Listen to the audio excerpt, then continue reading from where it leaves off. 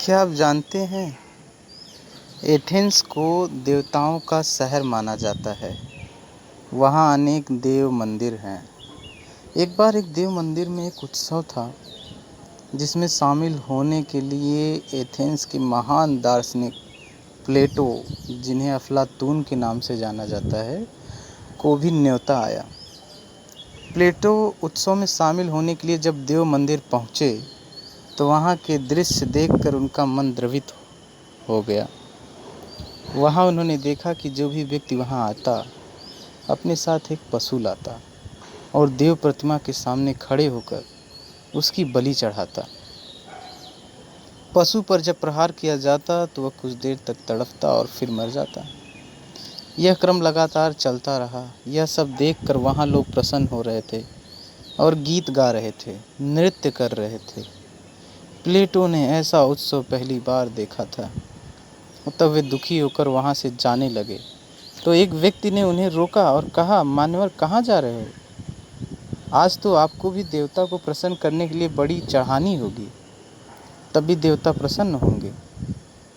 प्लेटो ने पानी लेकर मिट्टी को गीला कर उससे एक जानवर बना दिया और देवता के सामने रखकर तलवार से उसकी बलि चढ़ा दी।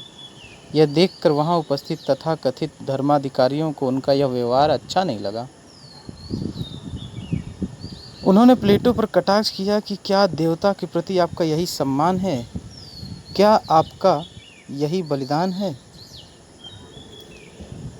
तो प्लेटो ने कहा कि नहीं, आप जानते हैं कि देवता प्रेम और करुणा का प्रतीक हैं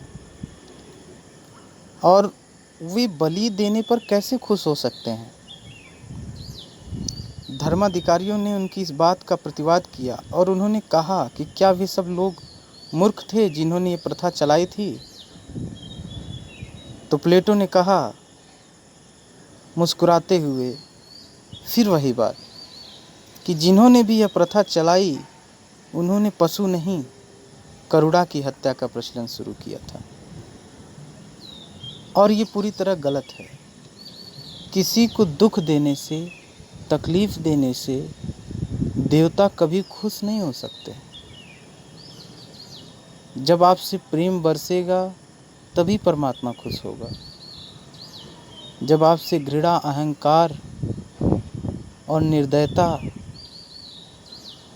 आपकी वजह से जब किसी को कष्ट होगा तो परमात्मा आपसे खुश नहीं होगा और ना ही वो आपको इसके अच्छे फल देगा, इसके बुरे परिणाम देगा। वो आपको कठोर बना देगा। परमात्मा सिर्फ प्रेम फैलाना चाहता है। परमात्मा कभी बलि नहीं मांगता है। परमात्मा किसी को दुख नहीं देना चाहता। या यदि आप ऐसा सोचते हैं कि किसी को कष्ट दे करके, दुख दे करके हम स्वयं को खुश कर लेंगे या परमात्मा को खुश कर लेंगे, तो यह पूर्णतः गलत है और आप गलत रास्ते पर हैं। आज के लिए बस इतना ही। बहुत बहुत धन्यवाद।